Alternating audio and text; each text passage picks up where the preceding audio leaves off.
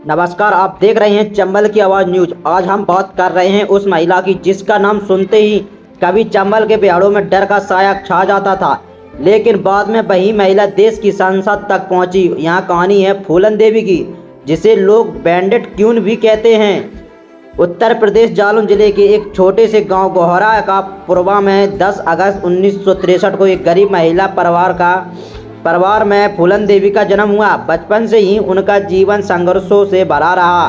परिवार जमीन विवाद में फंसा रहा और समाज में जातिगत भेदभाव का सामना करना पड़ा।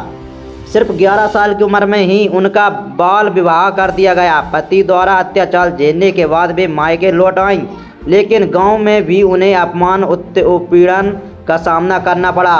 किशोरावस्था में उनका अपहरण एक डकैत गिरोह ने कर लिया और वे चंबल के बिहाड़ों में पहुंच गईं। उन्होंने गिरोह में अपनी पहचान बना ली। डकैत विक्रम मल्लाह उनके साथी बने और दोनों ने मिलकर गिरोह का नेतृत्व संभाला। कहा जाता है कि उनका गिरोह अमीर और ऊंची जातियों के गांव को निशाना बनाता था। गरीब और पिछड़े वर्गों में उनकी छवि एक तरह से रॉबिन हुड जैसी बन गई। लेकिन 14 फरवरी 1981 को कानपुर देहात के बहमई गांव में हुई एक घटना ने पूरे देश को हिला दिया।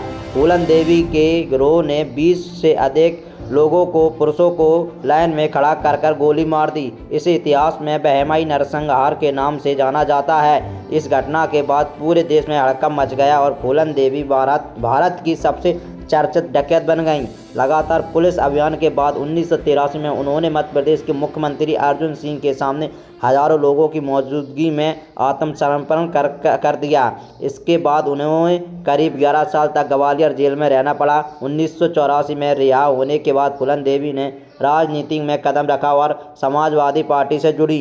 1996 में वे मिर्जापुर लोकसभा सीट से सांसद चुनी गईं और 1999 में फिर से संसद पहुंची। संसद में उन्होंने दलितों, महिलाओं और पिछड़े वर्गों की आवाज़ उठाई, लेकिन 25 जुलाई 2001 को दिल्ली में उनके घर के बाहर शेर सिंह राणा नामक व्यक्ति ने गोली मारकर उनकी हत्या कर दी।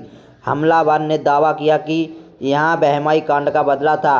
समापन फूलन देवी की कहानी आज भी इतिहास में सबसे बहस का विषय है। कुछ लोग उन्हें अन्याय के खिलाफ लड़ने वाली महिला मानते हैं, तो कुछ उन्हें एक अपराधी के रूप में देखते हैं। लेकिन इतना जरूर है कि चंबल के बिहाड़ों से निकलकर संसद तक पहुंचने वाली यह कहानी भारतीय इतिहास की सबसे अनोखी और विवादित कहानियों में से एक है। ऐसी ही कहानी और न्यूज़ देखने के लिए चंबल की आवाज़ न्यूज़ को लाइक करें, सब्सक्राइब करें और बेल आइकन दबाना ना भूलें। कमेंट में बताएं कैसी लगी आपको ये कहानी।